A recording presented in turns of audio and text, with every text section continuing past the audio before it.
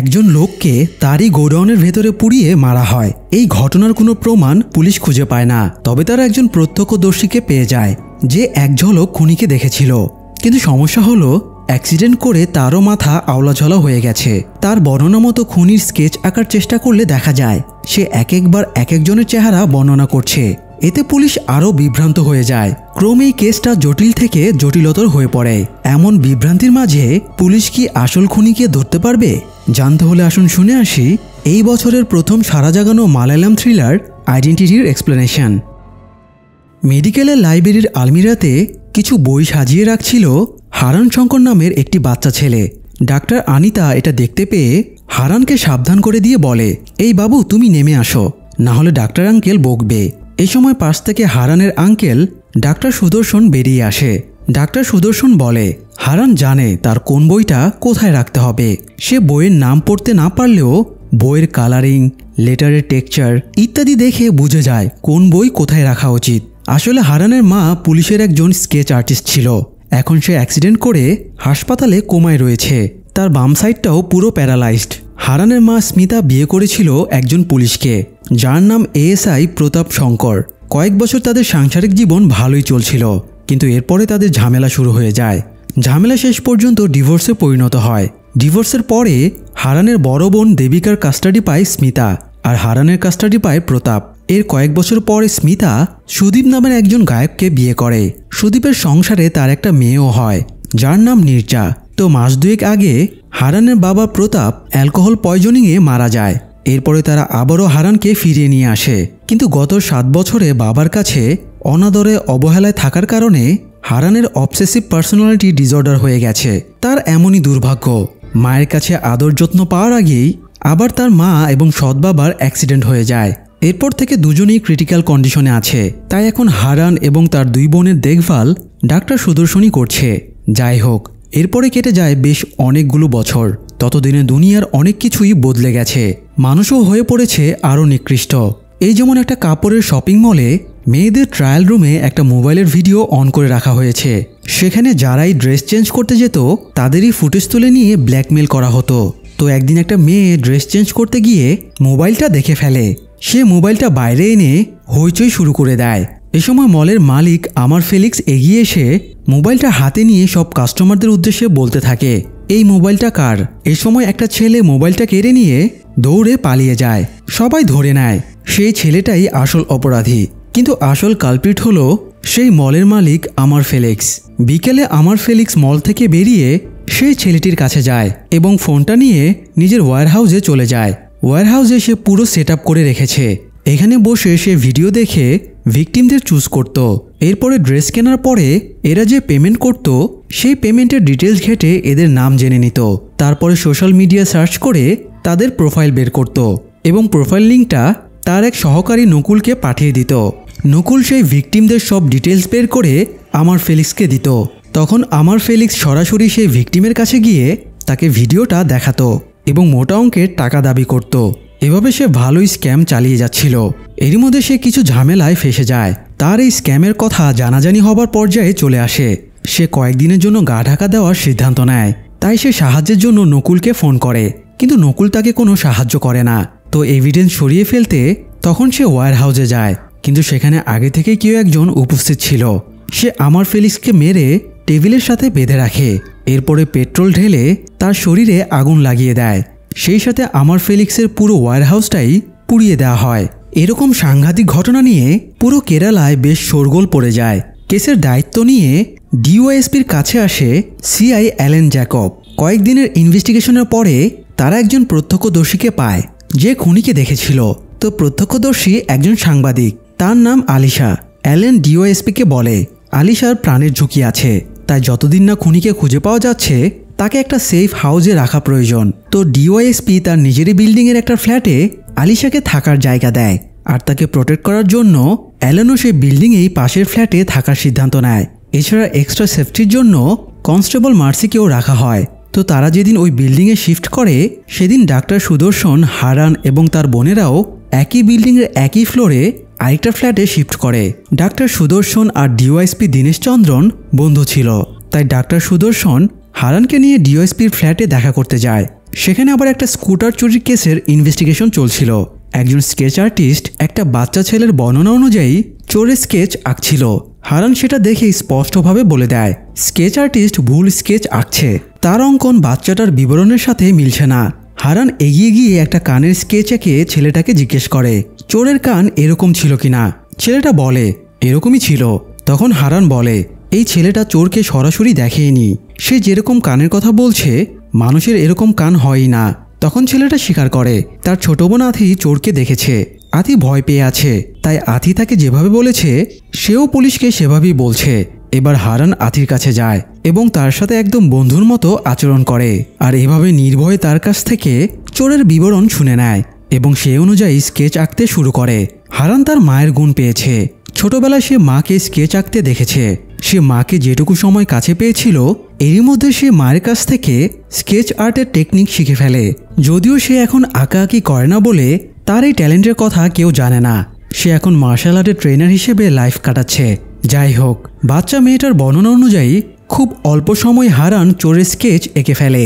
স্কেচটা দেখেই বাচ্চাদের বাবা মা চোরকে চিনে ফেলে এবং বলে এই লোকটা তো একজন প্লাম্বার, তাকে পানির পাইপলাইন সারানোর জন্য নিয়ে আসা হয়েছিল। হারানের ট্যালেন্ট দেখে ডিওএসপিও বেশ মুগ্ধ হয়ে যায়। সেখানে অ্যালেনও উপস্থিত ছিল। ডিওএসপি এবং অ্যালেন দুজনেরই মনে হয় আলিশা যেহেতু খুনিকে দেখেছে তাই তার বর্ণনা শুনে তো হারানকে দিয়ে খুনির স্কেচ এঁকে নেওয়া যায়। এই জন্য রাতে অ্যালেন হারানের ফ্ল্যাটে যায় এবং তাকে বলে আলিশাকে এখানে রাখা হয়েছে, এটা টপ সিক্রেট। যেহেতু সে একমাত্র প্রত্যক্ষদর্শী তাই খুনি তাকে একবার অ্যাক্সিডেন্ট করিয়ে মেরে ফেলার চেষ্টা করেছে, তাই তারা এই ব্যাপারে বাইরের বা ডিপার্টমেন্টের কারো হেল্প নিতে পারছে না। এই জন্য সে হারানের কাছে খুনির স্কেচ আঁকতে হেল্প চায়। হারানও এতে রাজি হয়ে যায়। পরের দিন সকালে হারান আলিশার বর্ণনা মতো স্কেচ আঁকতে শুরু করে। আলিশাকে বেশ নার্ভাস দেখাচ্ছিল, তবে সে খুব ক্লিয়ারভাবে খুনির চেহারার বর্ণনা দিচ্ছিল। তো অঙ্কনের মাঝামাঝি সময়ে হারান আলিশাকে থামিয়ে দেয় এবং খুনির চোখ আর ভ্রুর বর্ণনা আবারও দিতে বলে। আলিশা বর্ণনা দেওয়ার পরে হারান আঁকা থামিয়ে বলে আজকের মতো স্কেচ আঁকা এই পর্যন্তই।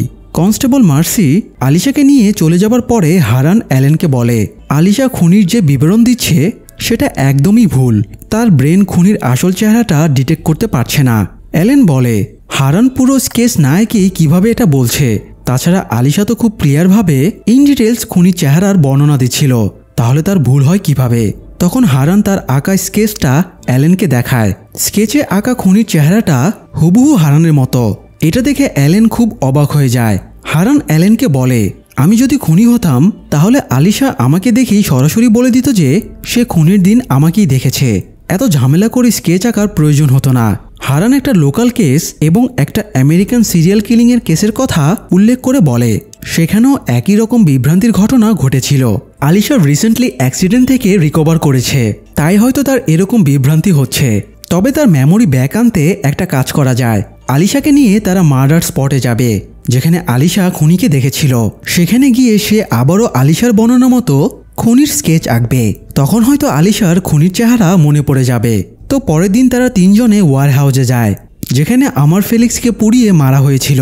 যাবার পথে হারান আলিশাকে বলে সে যেন ওই দিনের সমস্ত ঘটনা প্রথম থেকে মনে করার চেষ্টা করে, মানে সে ঘুম থেকে ওঠার পরে কি কি করেছে, কি কি খেয়েছে, কোথায় কোথায় গিয়েছে, সমস্ত কিছুই মনে করার চেষ্টা করতে হবে, তাহলে ভুলে যাওয়া অনেক কিছুই মনে পড়ে যাবে। তো আলিশা সেদিনের সমস্ত ঘটনার একদম ডিটেল সহকারে বলে দেয়, এমনকি সে ওই দিন কি কালারের ড্রেস পরেছিল সেটাও তার মনে আছে। তো একটু পরে তারা ওয়্যার হাউসে পৌঁছে যায় এবং আলিশার বর্ণনা মতো হারান খুনির স্কেচ আঁকতে শুরু করে। আলিশা এবার সম্পূর্ণ ভিন্ন আরেকজন মানুষের চেহারার বর্ণনা দেয়, আর সেই অনুযায়ী হারানও আরেকটা লোকের স্কেচ আঁকে। হারান অ্যালেনকে স্কেচটা দিলে অ্যালেন আলিশার কাছে শিওর হয়ে নেয় এটাই সেই খুনি কিনা। আলিশাও কনফার্ম করে যে হারান একদম পারফেক্টলি খুনির চেহারা এঁকেছে। অ্যালেন এতে বেশ খুশি হলেও হারান কিছুতেই খুশি হতে পারছিল না। তার কাছে কিছু একটা ঘাপলা লাগছিল, কারণ সেদিন আমার ফেলিক্সে খুন করার সময়ে আলিশা যে লোকটাকে দেখেছিল সে আসলে হারানি ছিল, মানে হারানি আমার ফেলিক্সের আসল খুনি। সে কেন আমার ফেলিক্সকে খুন করেছিল সেটা আমরা একটু পরে হারানের মুখ থেকেই শুনে নেব। যাই হোক, হারান এটা বুঝতে পারছিল না আলিশা সবকিছু ডিটেল সহকারে মনে রেখেছে, তাহলে তার হারানের চেহারাটাও মনে রাখা উচিত। কিন্তু সে পুলিশকে কেন বলছে না যে হারানি আসল খুনি? ব্যাপারটা হারানকে আরও বেশি বিচলিত করে তুলছিল। তাই সেদিন ফ্ল্যাটে ফিরে আসার পরে রাতে হারান ব্যাপারটা জানার চেষ্টা করে। সে একটা নেটওয়ার্ক জ্যামার ডিভাইস তৈরি করে। এরপরে বেড়ালের গলায় ডিভাইসটা বেঁধে আলিশার ঘরে পাঠিয়ে দেয়, যাতে আলিশা এই সিচুয়েশনে কাউকে সাহায্যের জন্য ফোন করতে না পারে। এদিন কনস্টেবল মার্সিও ছিল না, মাথা ঘুরে সে হাসপাতালে ভর্তি হয়েছিল। তাই হারান সুযোগটা কাজে লাগিয়ে আলিশার ঘরে ঢোকার চেষ্টা করে, কিন্তু বেড়ালের আওয়াজে আলিশার ঘুম ভেঙে যাওয়ায় সে পানি খেতে ওঠে। তখনই সে দেখতে পায় কেউ তার দরজার লক খুলছে। তাই সে তৎক্ষণাৎ টেবিলের ড্রয়ারে রাখা কনস্টেবল মার্সির পিস্তলটা বের করে পয়েন্ট করে রাখে। হারান আলিশার ঘরে ঢোকার আগেই বেড়ালটাকে খুঁজতে ডাক্তার সুদর্শন সেখানে চলে আসে। ডাক্তার সুদর্শন হারানকে এখানে দেখে অবাক হয়। হারান মিথ্যা করে বলে সে আলিশার রুমে আওয়াজ পেয়ে এখানে এসেছে। তো ডাক্তার সুদর্শন এবার আলিশার রুমের দরজা ঠেলে খুলে ফেলে এবং দেখে আলিশা গান পয়েন্ট করে দাঁড়িয়ে আছে। এই সময় সেখানে অ্যালেনও চলে আসে। সে হারানকে জিজ্ঞেস করে সে এখানে কি করছে। হারান বলে সে আওয়াজ পেয়ে দেখতে এসেছে। তো এখানে ইন্টারেস্টিং ব্যাপার হলো আলিশা তাদের তিনজনের কাউকেই চিনতে পারছিল না। অ্যালেন নিজের পরিচয় দেওয়ার পরে আলিশা তাকে চিনতে পারে। তখন ডাক্তার সুদর্শন আলিশার কাছে গিয়ে বলে সে কয়েকদিন ধরে লক্ষ্য করছে আলিশা পরিচিত কাউকে দেখার 5-10 সেকেন্ড পরে সেই মানুষটাকে চিনতে পারে, যেমনটা এখনও ঘটল। অ্যালেনের সাথে তার রোজ দেখা হয়, অথচ অ্যালেন নিজের পরিচয় দেবার পরে আলিশা তাকে চিনতে পারল। অ্যালেন বলে আলিশার অ্যাক্সিডেন্ট হয়েছিল, সেটার শখ থেকে হয়তো এরকম হচ্ছে। কিন্তু ডাক্তার সুদর্শন বলে আলিশার আরও সমস্যা আছে। সে আলিশাকে সুপারস্টার রজনীকান্তের ফটো দেখিয়ে জিজ্ঞেস করে এটা কে। আলিশা সেটাও হুট করে বলতে পারে না। তখন ডাক্তার সুদর্শন বলে আলিশার সিরিয়াস কোনো সমস্যা আছে। পরের দিন তারা আলিশার মাথার সিটি স্ক্যান করায়। রিপোর্ট চেক করে ডাক্তার সুদর্শন জানায় অ্যাক্সিডেন্টের কারণে আলিশার মস্তিষ্কের কিছু নার্ভ ক্ষতিগ্রস্ত হয়েছে, ফলে তার প্রোসোপ্যাগনোসিয়া নামক একটা রোগ হয়েছে। এই রোগের কারণে রোগী মানুষের মুখ চিনতে অক্ষম হয়ে যায়। আলিশার ক্ষেত্রেও সেটাই হয়েছে। অ্যালেন বলে গতকাল আলিশা খুনির যে চেহারা বর্ণনা করেছে সেটা তাহলে কি? ডাক্তার সুদর্শন বলে সেটা সম্পূর্ণ ভুল কোনো মানুষের স্কেচ। আলিশার পক্ষে কোনো মানুষের ফেস মনে রাখা সম্ভব না। সে যার স্কেচ আঁকিয়েছে সেটা সম্পূর্ণ তার মনের কল্পনা।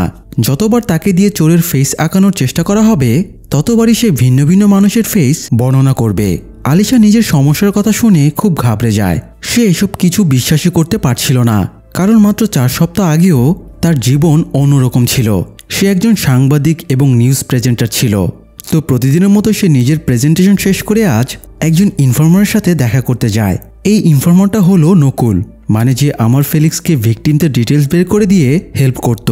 সে আর আমার ফেলিক্সের অন্যায় সহ্য করতে পারছিল না, তাই সে আলিশার কাছে আমার ফেলিক্সের বিরুদ্ধে কয়েকটা এভিডেন্স দেয় এবং তার ব্ল্যাকমেইল করে টাকা দাবি আর ভিকটিমদের রেপ করার ঘটনা বলে দেয়। তখন থেকে আলিশা পার্সোনালি এটার ব্যাপারে ইনভেস্টিগেশন চালাতে শুরু করে। সে তার চ্যানেলের বসকেও ব্যাপারটা জানায় এবং সেও আলিশাকে পারমিশন দিয়ে দেয়। তো এবার আলিশার পুলিশের সাহায্যও প্রয়োজন ছিল, তাই সে সব প্রমাণ নিয়ে অ্যালেনের কাছে যায়। অ্যালেন আলিশাকে তার ভিজিটিং কার্ড দিয়ে বলে কোনো সমস্যা হলে যেন সে তাকে ফোন করে। তো আলিশা এবার ফুলদমে ইনভেস্টিগেশন চালাতে থাকে। একদিন সে আমার ফেলিক্সকে ফলো করে তার ওয়ার হাউসে যায়। সেখানে গিয়ে প্রথম আলিশা তার নিকৃষ্ট অপরাধের সাক্ষী হয়। পরের দিন আলিশা আবারও ওয়ার হাউসে যায়, কিন্তু আজকে সে অন্যরকম ঘটনার সম্মুখীন হয়। সে জানালা দিয়ে যখন ভিডিও করছিল তখন সে খুনিকে দেখতে পায়, যে আমার ফেলিক্সকে আগুন ধরিয়ে হত্যা করছিল। এরই মধ্যে ওয়ার হাউসটা ব্লাস্ট করে। আলিশা সানসেটের ওপর থেকে নিচে পড়ে যায়। এরপর সে দ্রুত নিজের স্কুটার নিয়ে পালাতে শুরু করে, কিন্তু রাস্তার একটা ট্রাক তাকে ধাক্কা মেরে দেয়। এরপরে তাকে হাসপাতালে নিয়ে যাওয়া হয়। আলিশার ব্যাগ থেকে অ্যালেনের ভিজিটিং কার্ড পাওয়া যায়, তাই হাসপাতাল থেকে অ্যালেনকে ফোন দিলে অ্যালেন গিয়ে আলিশার খেয়াল রাখে। এরপর আলিশা সুস্থ হলে অ্যালেন তাকে ডিওয়াইএসপির সেফ জায়গায় নিয়ে আসে। আর এখন তো আলিশার অসুখের কথাও জানা গেল। যাই হোক, ডাক্তার সুদর্শন আলিশাকে বলে তার মানুষের চেহারা মনে রাখতে হলে প্রতিটা মানুষের ইউনিক ফিচারগুলো মনে রাখতে হবে। যেমন হয়তো কারো গালে টোল পড়ে, কারো কপালে কাটা দাগ আছে, কারো থুতনিতে তিল আছে। এইসব ব্যাপারগুলো খেয়াল করে মানুষের ফেস ডিটেক্ট করতে হবে। তো পাশ থেকে এগুলো শোনার পরে অ্যালেনের আবার নতুন করে সন্দেহের সৃষ্টি হয়। আলিশা প্রথম যে স্কেচ এঁকেছিল সেটাতে সে বেশ কিছু ফিচারের কথা বলেছিল যেগুলো হারানের সাথে মিলে যায়। এই জন্য হারান দ্বিতীয় স্কেচে সেই সব ফিচার পয়েন্টগুলোকে স্কেচে উল্লেখ করেনি। আবার গতরাতে হারান কোনো কারণে আলিশার ঘরে ঢোকার চেষ্টা করেছিল, তাই অ্যালেনের সন্দেহ হচ্ছিল হারান হয়তো খুনটা করেছে। তাই অ্যালেন তার একজন পার্টনার সুপ্রিয়াকে ফোন করে বলে সে তার কাছে হারান নামের একজনের ডিটেলস পাঠাচ্ছে। সুপ্রিয়া যেন লাস্ট 6 মাসের হারানের সব অ্যাক্টিভিটি ম্যানেজ করে দেয়। তো এরপরে অ্যালেন হারানকে ঘাবড়ে দিতে তার কাছে গিয়ে বলে তোমাকে শেষ চান্স দিচ্ছি, বলো তুমি আমার ফেলিক্সকে কেন খুন করেছ। অ্যালেন হারানের এক্সপ্রেশন দেখতে চাইছিল, কিন্তু হারান একদম শান্ত স্বাভাবিকভাবেই বসেছিল। অ্যালেন হারানের সামনেই ডিওএসপিকে ফোন দেয় এবং বলে সে খুনিকে ধরে ফেলেছে। ডিওএসপি যেন এখনই যাদবী মেমোরিয়াল হাসপাতালে চলে আসে। ডিওএসপি আসার পরে অ্যালেন তাকে বলে এই কেসের সাথে হারান ইনভলভ। তারা সেকেন্ড যে স্কেচটা এঁকেছে সেটা তাদের বিভ্রান্ত করার জন্য আঁকা হয়েছে। তাদের এখনই হারানকে গ্রেপ্তার করা উচিত। ঠিক এই সময় একজন কনস্টেবলের সাথে দ্বিতীয় স্কেচের লোকটা সেখানে এসে উপস্থিত হয়। লোকটা জানায় তার নাম আমির আলী, আর সেই আমার ফেলিক্সকে খুন করেছে। অ্যালেন অবাক হয়ে আমির আলীর দিকে তাকিয়ে থাকে। তখন মৃদু হেসে হারান উঠে আসে এবং বলে এখন তো আপনাদের কাছে প্রত্যক্ষদর্শী স্কেচ এবং স্বয়ং খুনিও উপস্থিত আছে, তাই আমাকে তো আর আপনাদের দরকার নেই, আমি তাহলে এখন যাই। এই বলে হারান সেখান থেকে চলে যায়। হারান বেরিয়ে এসে একটা ক্যাফেতে বসে। একটু পরে ক্যাফেতে তার কাছে অ্যালেনও চলে আসে। অ্যালেন হারানকে বলে তোমার এই আমির আলীর গেমটা আমার কাছে ভালোই লেগেছে, তবে সেটা বাদ দাও। আমাকে এটা বলো তুমি আমার ফেলিক্সকে কেন হত্যা করেছ? খুনটা কি হার্ড ড্রাইভটা পাওয়ার জন্য করেছিলে? তোমার এই কেসের সাথে কি সম্পর্ক? এছাড়াও অ্যালেন বলে সে নিজে হার্ড ড্রাইভটা অনেক খুঁজেছে কিন্তু কোথাও খুঁজে পায়নি। তো সে আবারও হারানকে জিজ্ঞেস করে হার্ড ড্রাইভটা সে পেয়েছে কিনা। হারান যথাসম্ভব শান্ত থাকার চেষ্টা করে এবং অ্যালেনের সব অভিযোগ অস্বীকার করে। এরই মধ্যে অ্যালেনের কাছে ডিওএসপি দীনেশের ফোন আসে এবং তাকে সকালে এসপি অফিসে আসতে বলে। অ্যালেন ডিওএসপিকে জিজ্ঞেস করে আমার ফেলিক্সের লাশ উদ্ধারের সময়ে তার কাছে কোনো হার্ড ড্রাইভ পাওয়া গিয়েছিল কিনা। ডিওএসপি জানায় আমার ফেলিক্সের বেল্টের ভেতরে একটা হার্ড ড্রাইভ লুকানো ছিল, সেটা তখনই পুলিশ উদ্ধার করেছে আর সেটা এখন স্টোর রুমে রাখা আছে। এটা শুনে অ্যালেনের চোখে মুখে হাসি ফুটে ওঠে। পাশ থেকে তখন হারান বলে তোমার ইন্টারেস্ট তাহলে এই কেসের প্রতি না, বরং হার্ড ড্রাইভের প্রতি, তাই না? অ্যালেন বলে খেলা এখনও শেষ হয়নি, খেলা তো কেবল শুরু হলো।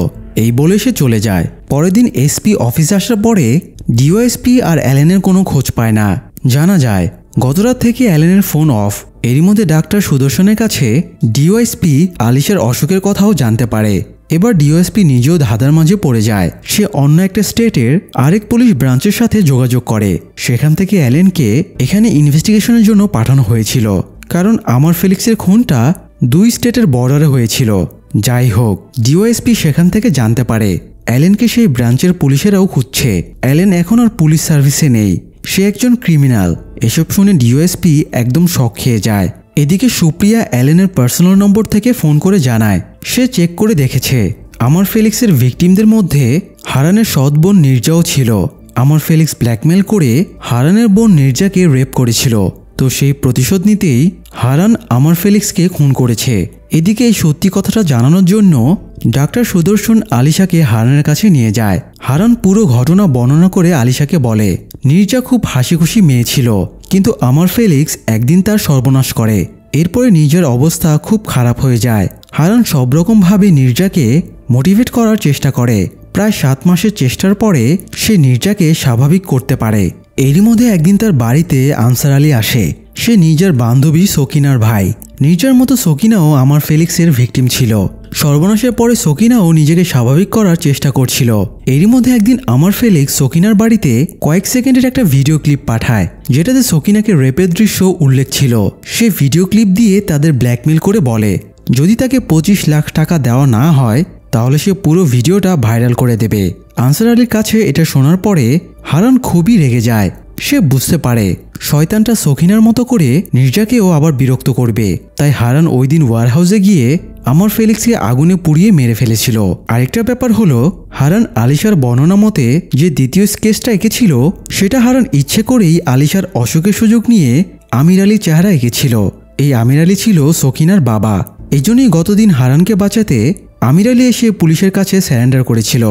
যাই হোক, পুরো সত্যটা বলা শেষ করে হারান এবার ডিওএসপি দীনেশকে ফোন দিয়ে বলে তাদের যেভাবেই হোক অ্যালেনের কাছ থেকে হার্ড ড্রাইভটা প্রোটেক্ট করতে হবে। অ্যালেন এত দূর এসে এত কিছু করেছে শুধুমাত্র ওই হার্ড ড্রাইভটা পাওয়ার জন্য, তাই তাদের দেখা উচিত ওই হার্ড ড্রাইভে কি আছে। দীনেশ জিজ্ঞেস করে হারান এই কেসে ইন্টারেস্টেড কেন। পুলিশ অফিসার হিসেবে দীনেশ হারান এবং অ্যালেন দুজনকেই সন্দেহ করছিল। হারান দীনেশকে বুঝিয়ে সুঝিয়ে রাজি করায় আর বলে একবার যদি তারা জেনে যায় হার্ড ড্রাইভে কি আছে তাহলে হারান তার অপরাধ স্বীকার করে নেবে। কিন্তু হার্ড ড্রাইভটা ইজিলি ক্র্যাক করার মতো টেকনিশিয়ান ছিল না। তাই হারান নকুলের কথা বলে যে আমার ফেলিক্সের সহকারী ছিল এবং যে আলিশাকে ইনফরমেশন দিয়েছিল। হারান নকুলের সাথে যোগাযোগ করে এবং হার্ড ড্রাইভটা ক্র্যাক করার জন্য হেল্প চায়। নকুলও তাকে হেল্প করতে রাজি হয়ে যায়। তখন তারা ডিওএসপি দীনেশকে একটা জায়গায় আসতে বলে, সেখানে তারা একসাথে চেক করবে হার্ড ড্রাইভে কি আছে। তো এরপরে হারান ও আলিশাকে নিয়ে সেখানে যাওয়ার জন্য বের হয়, কিন্তু রাস্তায় হঠাৎ অ্যালেন তাদের গাড়িতে ধাক্কা মারে। হারান অ্যালেনকে পাশ কাটিয়ে পালানোর চেষ্টা করে, কিন্তু অ্যালেন তার পেছনে লেগেই থাকে। এক পর্যায়ে হারান আলিশাকে গাড়ি থেকে নামিয়ে দেয় আর বলে যদি 20 মিনিটের ভেতরে সে ফিরে না আসে তবে যেন আলিশা দীনেশ স্যারের কাছে চলে যায়। তো এরপরে হারান আবারও গাড়ি নিয়ে রাস্তায় ওঠে। হারান আর অ্যালেনের মাঝে ধাওয়া পাল্টা ধাওয়া চলতে থাকে। এক পর্যায়ে অ্যালেন ব্রিজের উপর থেকে গাড়ি নিয়ে পড়ে যায় এবং তার অ্যাক্সিডেন্ট হয়। এরপরে প্রায় 48 ঘন্টা কেটে যায়। আলিশা কোনো একটা সাংঘাতিক ঘটনার সম্মুখীন হয়েছিল। ডাক্তার সুদর্শন আলিশাকে জিজ্ঞেস করে সে কি দেখেছে। আলিশা বলে তাকে রেখে যাওয়ার 20 মিনিটের ভেতরে হারান আবারও ফিরে এসেছিল। তার ঘাড়ে চোট লেগেছিল, তাই হারান আলিশাকে গাড়ি চালাতে দেয়। এরপরে তারা ডিওএসপির কাছে যায়। হারান গাড়ি থেকে নেমে ডিওএসপিকে গুলি করে মেরে ফেলে আর হার্ড ড্রাইভটা নিয়ে চলে যায়।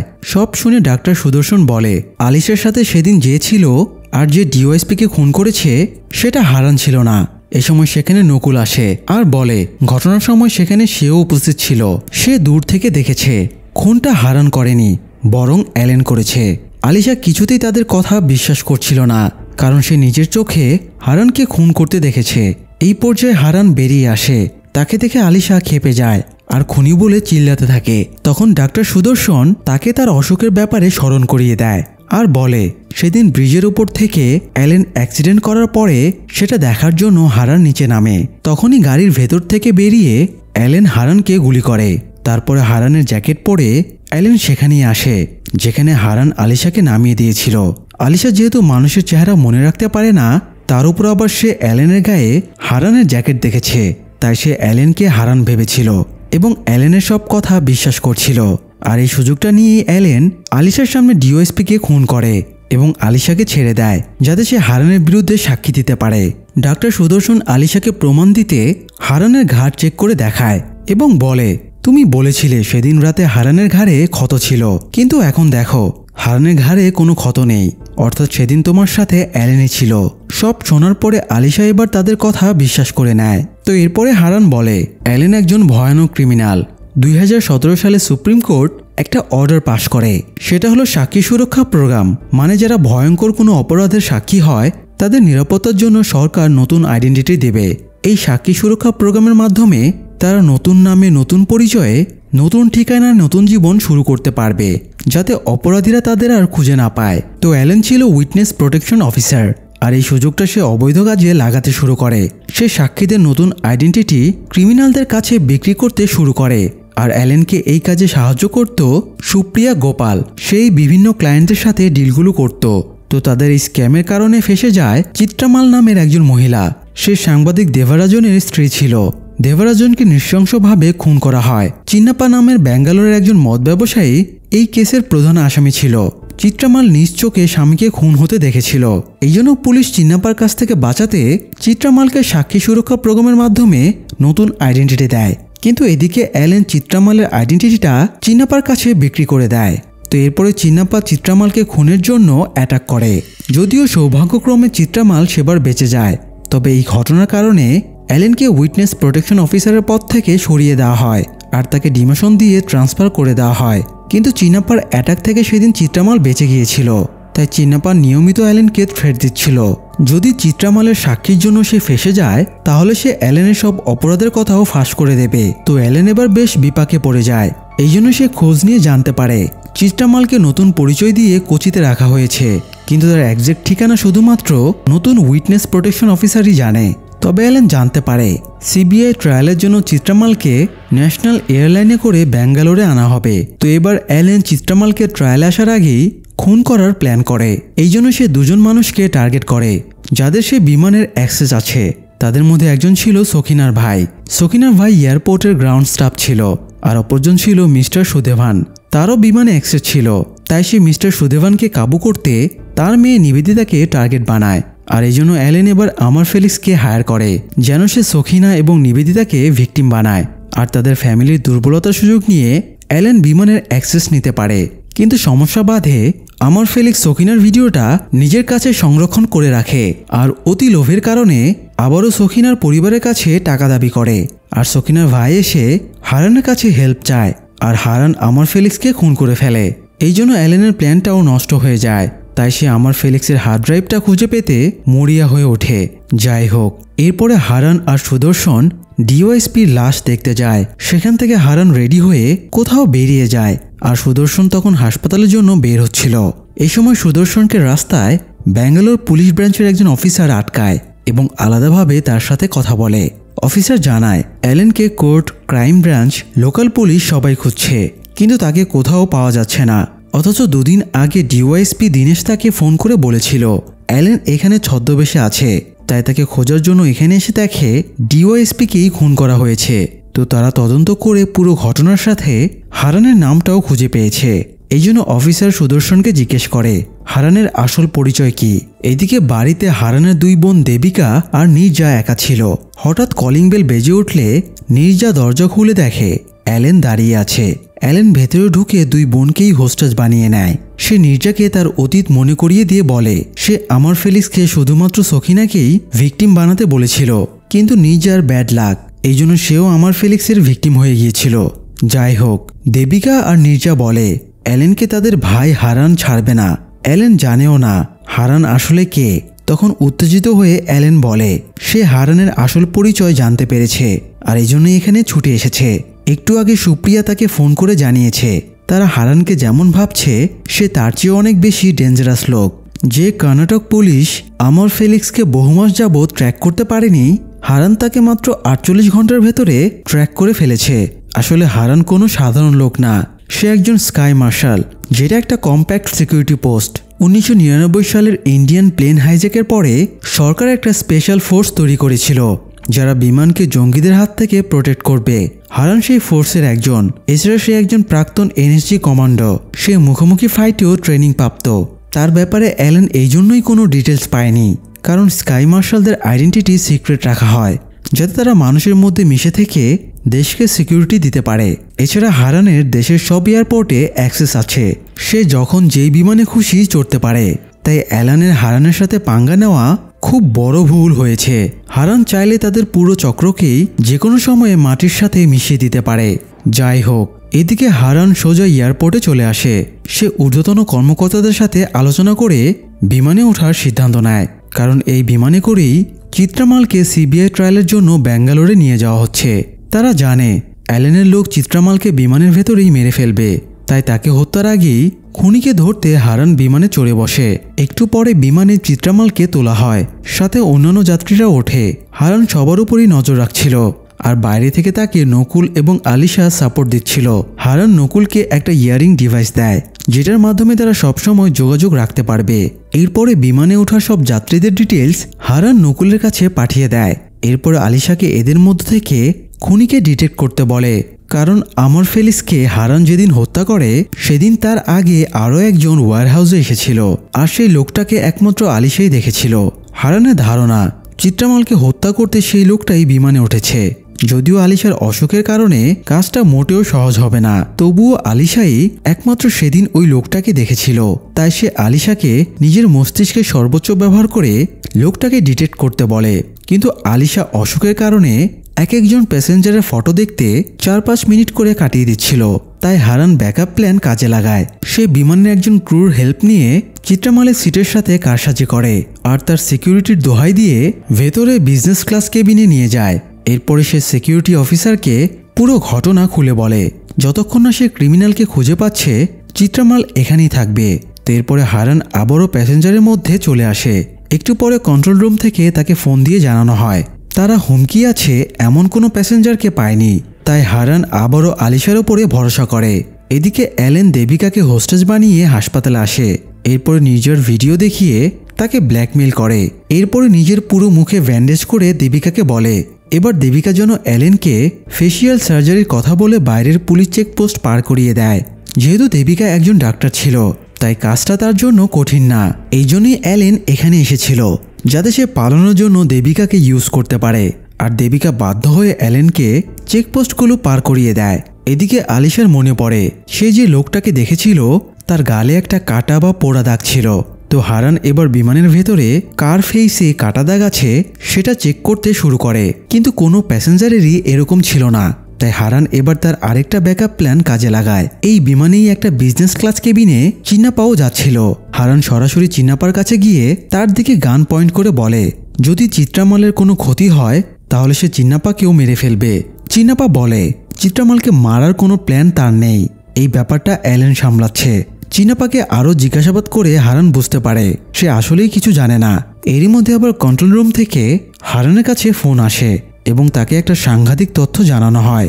চিত্রামালের জন্য 13B নম্বর সিটটা সাইলেজা রাভির নামে বুক করা হয়েছিল, কিন্তু সমস্যা হলো একই আইডি থেকে আরও 6টা সিট বুক করা হয়েছে আর সবগুলো বুকিং একই সাথে করা হয়েছে। তাই হারানের কাছে এই প্যাসেঞ্জারদের সিট নম্বর পাঠিয়ে দেয়। হারান আবার সেই সিট নম্বরগুলো নকুলের কাছে পাঠিয়ে দেয় এবং তাকে চেক করতে বলে। নকুল চেক করে জানায় এগুলো সব ফেক আইডেন্টিটি আর এরা সবাই বিভিন্ন হাই প্রোফাইলের কেসের সাক্ষী, এই জন্য তাদের আইডেন্টিটি বদলে দেওয়া হয়েছে। হারান এবার ক্যালকুলেশন করে বুঝতে পারে এদের আইডেন্টিটি অ্যালেন ক্রিমিনালদের কাছে বিক্রি করে দিয়েছে আর এরা সবাই কোর্টে সাক্ষী দিতে যাচ্ছে। তার মানে অ্যালেন হয়তো সবাইকেই একসাথে মারার প্ল্যান করে রেখেছে, কিন্তু এতজনকে সে কিভাবে মারবে? তখন হারানের মনে পড়ে অ্যালেন তার 2টো ট্রাম্প কার্ডের কথা বলেছিল, যার মধ্যে একজন সখিনার ভাই যে ব্যাঙ্গালোর এয়ারপোর্টের গ্রাউন্ড স্টাফ, আরেকজন হলো নিবেদিতা। নিবেদিতার বাবা কি করত তাদের জানা ছিল না, তাই হারান নকুলকে নিবেদিতার বাবা সুদেবের ডিটেলস বের করতে বলে। নকুল সুদেবের ডিটেলস বের করতেই পাশে থেকে আলিশা তাকে চিনে ফেলে এবং বলে এই লোকটাই সে আমার ফেলিক্সের সাথে দেখেছিল। আবার ডিটেলস থেকেও নকুল জানায় সুদেব বিমানের ট্রাফিক কন্ট্রোল অপারেটর। এটা শুনে হারান অ্যালেনের প্ল্যান বুঝে ফেলে। সে নিবেদিতার ভিডিও ক্লিপ দিয়ে সুদেবকে হাত করেছে যাতে তার মাধ্যমে অ্যালেন এই পুরো বিমানটা ক্র্যাশ করাতে পারে। যেহেতু সুদেব বিমানের ট্রাফিক কন্ট্রোলার, তাই সে যদি একই টাইমে একই রানওয়েতে 2টো বিমান একসাথে টেক অফ করায় তাহলে 2টো বিমানেরই সংঘর্ষ হবে আর বিমানের সবাই মরে যাবে। সেই সাথে অ্যালেনের বিরুদ্ধে থাকা সব প্রমাণও শেষ হয়ে যাবে। হারান দ্রুত কন্ট্রোল রুমে ফোন করে সুদেবকে আটকাতে বলে। সুদেবও ততক্ষণে নিজের কাজ শুরু করে দিয়েছিল। হারানদের বিমান এয়ারপোর্টে টেক অফ করার সময়ই সুদেব আরেকটা বিমানকেও টেক অফ করার অনুমতি দিতে যাচ্ছিল। তখনই হারান বিমানের ট্রান্সপন্ডার কেটে দেয়, ফলে সুদেব তাদের বিমানের ওপর থেকে অ্যাক্সেস হারিয়ে ফেলে। ততক্ষণে স্কাই মার্শাল অফিসারেরা সুদেবের কাছে পৌঁছে যায় এবং তাকে গ্রেফতার করে। ফলে হারানদের বিমানটা সেফলি ল্যান্ড করে এবং ক্র্যাশ করা থেকে বেঁচে যায়। এরপরে হারান একজন পুলিশ অফিসারের সাথে ভিডিও কনফারেন্সে কথা বলে। হারানকে জানানো হয় তার বোনেরা সেফ আছে, তবে অ্যালেন পালিয়ে গেছে। তাকে এখন ধরা আরও কঠিন, কারণ উইটনেস প্রোটেকশন অফিসার থাকাকালীন সে অনেকগুলো ফেক আইডেন্টিটি ক্রিয়েট করেছে। সে এখন সেগুলোরই কোনো একটা আইডেন্টিটিতে শিফট করেছে, তাই সবার ওর কাছ থেকে সেফ থাকা উচিত। যাই হোক, এরপরে কয়েক সপ্তাহ কেটে যায়। অ্যালেন তার বেশভূষা পাল্টে অর্জুন প্রসাদ পরিচয়ে বিমানে ওঠে, কিন্তু সে জানতো না এই কয়েক সপ্তাহ ধরে হারানো তাকে ট্র্যাক করছিল। অ্যালেন যে বিমানে উঠেছিল সেখানে আগে থেকে হারান ওত পেতে বসেছিল। তো বিমানে 2জন ক্রু ছিল অ্যালেনেরই লোক, তারাও হারানের মতো হাইলি প্রশিক্ষণ প্রাপ্ত ছিল। হারানের সাথে প্রথমে তাদের ব্যাপক ফাইট হয়। এক পর্যায়ে হারান তাদের ধরাশয় করে ফেলার পরে এবার তার অ্যালেনের সাথে ফাইট শুরু হয়। অনেকক্ষণ মারামারির পরে হারান অ্যালেনকে গুলি করে মেরে ফেলে। অ্যালেনকে অপরাধের শাস্তি দেওয়ার মধ্য দিয়ে সিনেমার গল্পটা ওইখানেই শেষ হয়ে যায়। দর্শক, টুইস্টে ভরপুর এই সিনেমাটির এক্সপ্লেনেশন আপনাদের কেমন লেগেছে? এরকম আরও এক্সপ্লেনেশন পেতে আমাদের পাশেই থাকুন। ধন্যবাদ।